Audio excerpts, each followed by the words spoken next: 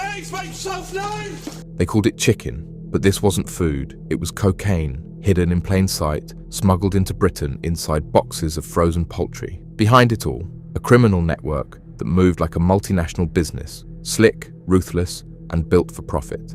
Over £1.5 billion in drugs moved through this pipeline, and for a while, nobody suspected a thing.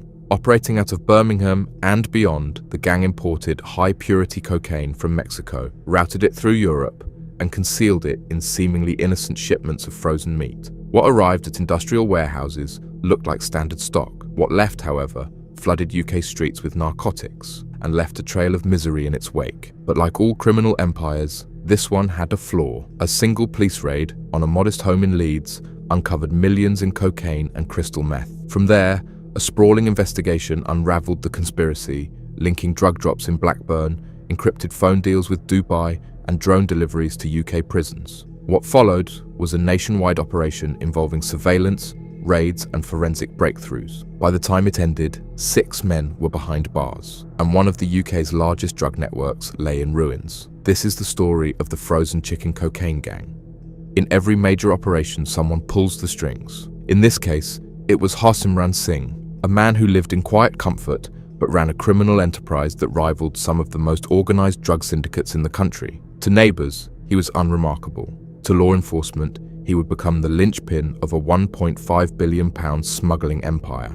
Singh operated from Birmingham, a city with deep transport links, diverse business fronts, and an underworld that thrives in the shadows. He wasn't flashy, he wasn't loud, but he was meticulous, building a drug trafficking machine that turned tons of cocaine into untraceable profits. His secret weapon? Frozen chicken. Working under the guise of a food import business, Singh's network brought in shipments of poultry laced with high-purity cocaine, concealed so expertly that initial inspections showed nothing unusual. Boxes were vacuum-sealed, labeled, and stored in cold warehouses. But buried beneath the frost was a narcotic payload destined for the UK's streets. He wasn't alone. Trusted lieutenants included Sarbjeet Singh, Jasdeep Dhillon, Jagrup Singh, Kuldeep Sambay, and Gagandeep Singh. Each man played a specific role, coordinating shipments, renting warehouse units, arranging logistics, and managing distribution. It was structured, deliberate, and for a time, incredibly effective. What made Singh dangerous wasn't just the volume of drugs he moved, it was the way he moved them. He kept his hands clean, using layers of couriers and frontmen to distance himself from the product. Surveillance showed him rarely interacting directly with the drugs, but his digital footprint told a different story. Phone records, encrypted communications, and financial trails all pointed to one conclusion: Singh was at the top, and the operation wasn't local. It had global reach. Cocaine was sourced from Mexican cartels, transported through Europe, and repackaged in the UK. Once inside Britain, it was broken down and distributed across major cities: London, Birmingham, Leeds, Manchester. The profits were laundered through a network of accounts, businesses, and cash handlers. Tens of millions vanished into offshore accounts and under-the-table deals. But all criminal empires have weak spots. Singh's was scale. The larger the operation grew, the more people it involved. And with every new recruit, every courier, every delivery driver, they took on risk. When one part cracked, the entire system began to unravel. And for Singh, the cracks were already forming. At first glance, it looked legitimate. Rows of cardboard boxes, shrink-wrapped pallets, invoices, and frozen meat. The shipments arrived at commercial warehouses in Worcestershire and the West Midlands, labelled as processed poultry bound for restaurants and wholesalers. But beneath the frost, hidden within tightly packed crates of chicken, was something far more lucrative: cocaine. This was the core of the gang's strategy. Over 15 tons of high-purity cocaine was smuggled into the UK under this frozen facade. The method was clever, almost industrial. Drugs were concealed in layers within the boxes, sometimes even embedded into the packaging itself. Once cleared through customs, the consignments were delivered to storage facilities that acted as conversion sites, locations where the real work began. One such site was a warehouse in Redditch, discreetly rented and fitted out for the gang's purposes. Inside, the team would extract the cocaine from the frozen boxes, repackage it, and prepare it for nationwide distribution. From there, the drugs were moved via van, car, and hired courier, quiet deliveries carrying multi-million-pound cargo. The volumes were staggering. In one transaction alone, police estimated that £14 million worth of cocaine was being prepared for onward sale. And this wasn't a one-off. Records showed a relentless flow of Class A drugs moving week after week across cities and counties, like clockwork. But it wasn't just chicken. The gang diversified their concealment tactics. In Blackburn, police raided a property and discovered 217 kilograms of cocaine, some of it hidden in Gouda cheese blocks, others stashed in black bin bags. The dealer behind the stash had already sold an estimated £17 million worth of cocaine between September 2022 and May 2023. His operation, though smaller, was linked to the wider network, a cog in a much larger machine. The gang's structure was decentralized by design. It wasn't one base of operations, but multiple: warehouses, homes, units, and front businesses. Each played a role in the movement, processing, or storage of drugs. Some members handled transportation, others managed product handling, and then there were those laundering the proceeds, quietly funneling dirty money through personal bank accounts and small businesses, washing millions through the UK's financial system. Technology played a crucial role. Encrypted EncroChat devices allowed members to coordinate drop-offs, shipments, and finances without fear of interception, until the platform was compromised in 2020. That one breakthrough would later open the floodgates, exposing hundreds of drug traffickers and their digital conversations. But the most brazen twist came from above, literally. In a separate but connected scheme, a drone pilot carried out more than 100 illegal drops into 11 prisons across the UK. With military precision, he hovered over jails under cover of night, using fishing lines to lower drugs, phones, SIM cards, steroids, and tobacco. It wasn't just about supply, it was about control. The gang kept their grip on the streets even from behind bars. They had created a system, highly profitable, ruthlessly efficient, and constantly evolving. But no matter how smart the plan, no matter how well hidden the cocaine, one truth remained: every operation leaves a trace. What made this gang so formidable wasn't just the drugs, it was the network, a sprawling, loosely connected web of couriers, frontmen, and facilitators who each played a role in keeping the engine running. From Birmingham to Leeds, Blackburn to Derby, this was a supply chain built for speed, secrecy, and scale. At its heart were the couriers, the people on the ground, transporting multi-kilo consignments of cocaine with military-like coordination. Some used vans with hidden compartments. Others traveled light, moving packages by hand, concealed in ordinary bags. Every movement was calculated, every route planned to avoid detection. The safe houses were equally crucial. In Leeds, one such a location served as both storage and preparation site. Inside, police found locked rooms stacked with cocaine, crystal meth worth £5 million, and the tools of repackaging: scales, heat sealers, and vacuum bags. It wasn't just a hideout, it was a hub. Beyond street-level logistics, the gang had financial handlers. Often family members or low-profile associates, these individuals were responsible for laundering proceeds through bank accounts, gambling sites, and fake invoices. In one case, a woman helped clean £50,000 of drug money through a string of suspicious transactions, her only mistake, letting it pass through her personal account. But this network wasn't confined to the ground. It reached into prisons, quite literally via drones. Over 100 aerial drug drops were made across 11 prisons in under a year. The pilot, operating out of Rugby, turned contraband delivery into an art form. Using hooks and fishing line, he lowered packages containing heroin, steroids, phones, and SIM cards. The gang's reach didn't end at sentencing. It continued inside, keeping clients and enforcers supplied behind bars. Then there was the digital front. The gang made extensive use of EncroChat, the now infamous encrypted messaging service. Through code names and scrambled messages, they arranged everything: bulk shipments, price negotiations, even where to count the money. One chat detailed the movement of 100 kilograms of cocaine ordered from Dubai. The messages read like emails from a multinational, cold, calculated, and void of emotion. Each link in the chain believed they were insulated, just one part of a larger process. But as investigators would soon prove, it only took one broken connection to expose them all. And when that break came, the dominoes fell fast. It began, as so many cases do, with a raid. In May 2023, officers from West Yorkshire Police stormed a property in Leeds. At first, it seemed like a routine drugs warrant, suspected low-level dealing, maybe a few kilos. But what they found changed everything. Inside a locked room, they uncovered cocaine blocks worth £14 million, along with nearly £5 million in crystal meth, paraphernalia for packaging, cash, and multiple passports. This wasn't a local dealer.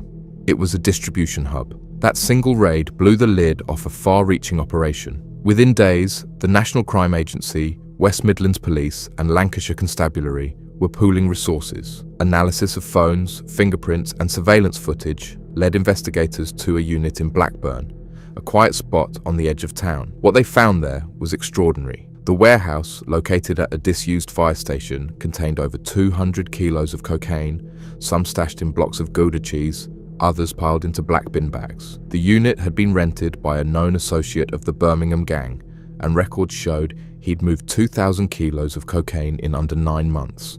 It was a production line in everything but name. From there, the investigation spread rapidly. ANPR cameras, automatic number plate recognition, helped map the gang's movements, identifying delivery vehicles making repeated journeys between storage sites in Redditch, Worcester, and Luton.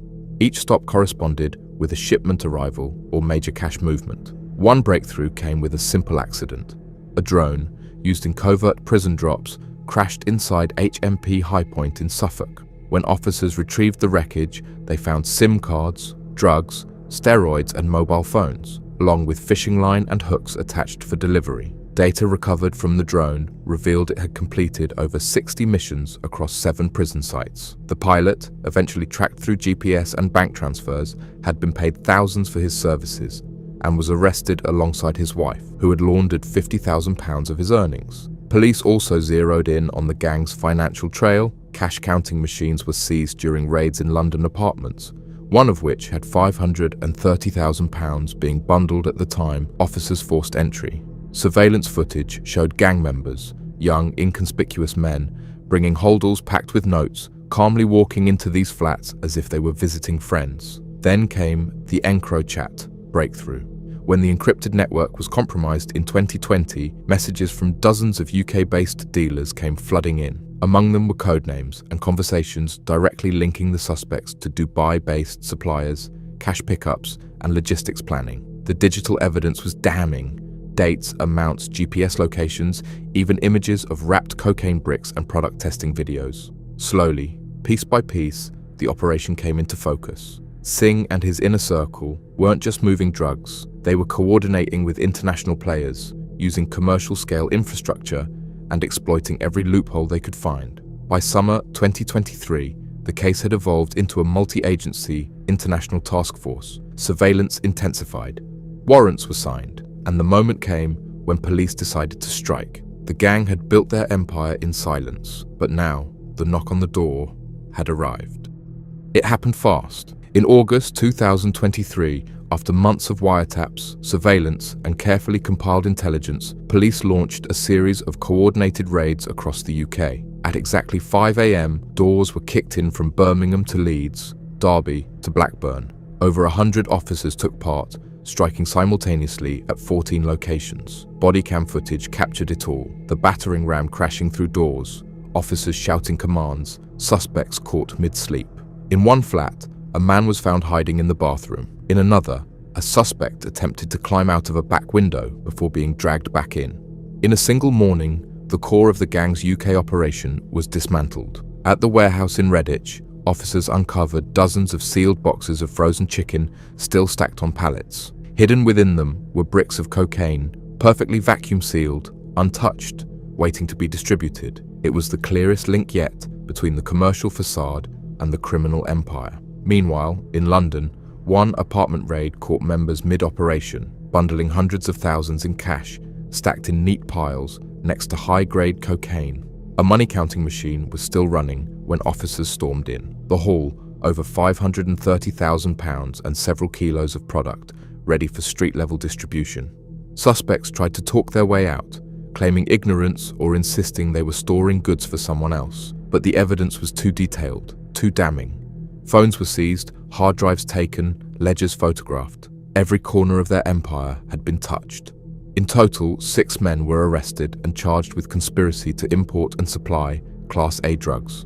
Several others were picked up for money laundering and possession with intent to supply. All were connected by digital records, vehicle movements, and the unmistakable fingerprints of a billion-pound network. For the gang, it was over in a flash. Years of carefully laid plans undone in one morning. The high-vis jackets, the warehouses, the encrypted phones, None of it could protect them now. What had once looked like a thriving import business had been exposed for what it really was, a criminal cartel dressed in commercial disguise, and the clock had finally run out. In March 2024, the gang stood before the judge at Birmingham Crown Court, surrounded not by associates, but by barristers, officers, and families impacted by the drug trade they helped fuel. One by one, the ringleaders were sentenced. Years of silent smuggling, encrypted orders, and hidden shipments came crashing down in a courtroom filled with quiet finality. Harsimran Singh, the mastermind, received a 24-year prison sentence. His calculated efforts to distance himself from the drugs failed in the face of forensic evidence, phone data, and witness testimony. The judge called him a man who operated with greed, precision, and complete disregard for the lives destroyed by drugs. Sarbjeet Singh, Jagrup Singh, Jasdeep Dhillon, and Kuldeep Sambhi were handed sentences ranging from 13 to 18 years, reflecting their roles in handling, transporting, and processing vast quantities of cocaine. Gagandeep Singh, described as a key enabler in the logistics chain, was jailed for 16 years. In total, the gang received more than 80 years behind bars. The message from the court was clear. This was not just business. It was mass criminality on an industrial scale. Proceeds of crime hearings are now underway, with prosecutors seeking to strip the gang of their earnings, believed to run into the tens of millions. Outside the courtroom, officers described it as a landmark case, not just for the scale of the drug importation, but for the layers of deception, the ingenuity of concealment, and the meticulous work it took to bring it all crashing down. The fall of the frozen chicken cocaine gang marked more than the end of a smuggling ring. It exposed the evolving face of organized crime in the UK. No longer confined to street corners or alleyway deals, drug empires now operate with boardroom efficiency, using commercial fronts, encrypted tech, and global connections to flood communities with narcotics. This case showed just how far criminals will go to stay hidden in plain sight, and how deeply embedded these operations can become in everyday infrastructure. From frozen goods to prison drops, nothing was off limits. It also underscored the growing role of international cooperation in modern investigations. Without joint efforts between UK law enforcement, Europol, and foreign agencies, this gang might still be operating today. But with £1.5 billion in cocaine moved under their watch, one final question remains. If this was just one branch of the network, how deep does the syndicate really go?